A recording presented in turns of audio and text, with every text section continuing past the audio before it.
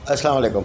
नुसरत अल्लाह वाला जनाब, ये आप देख रहे हैं जो पुल चढ़ रहा है सामने, ये जा रहा है जनाब हबीब बैंक के ऊपर, साइड पे जाके उतरता है पाकोला की फैक्ट्री के सामने।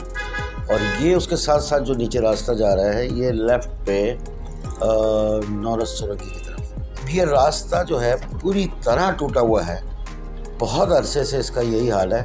मतलब रोड का तो अब नामो निशान ही नहीं है। ये आप देख रहे हैं बहुत बुरा हाल है, बड़े बड़े खड्डे हैं और बेपनाह यानी मट्टी, इतनी मट्टी उड़ती है कि आप मजबूर होते हैं गाड़ी अगर शीशे खुले हुए तो आप बंद कर दें। तो ये हाल है।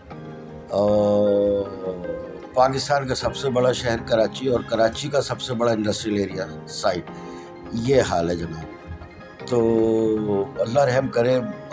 कई वीडियोस मैंने डाली हैं इस हवाले से, साइट के मेन एवेन्यू की, शेरशाह से गनी चौरंगी और गनी चौरंगी से फिर आगे सीमेंस, सब जगह यही हाल है।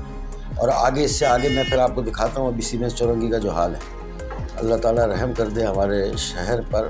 कोई सुनवाई नहीं है, कोई पूछने वाला नहीं है। बेपनाह कचरा, मट्टी, धूल, बहुत बुरा हाल है।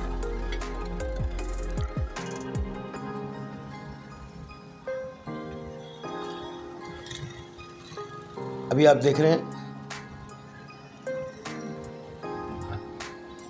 अब ये टर्निंग पे हम आ गए।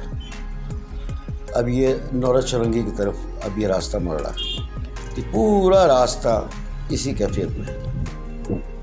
अब आप सीमेंस की तरफ हम जा रहे हैं। अब आप ही देखें सामने ये सीमेंस की ये चौरंगी है। अब ये रोड का हाल आप देख लीजिए, चारों तरफ इसी तरह है, गाड़ी चलाना नामुमकिनात में से है।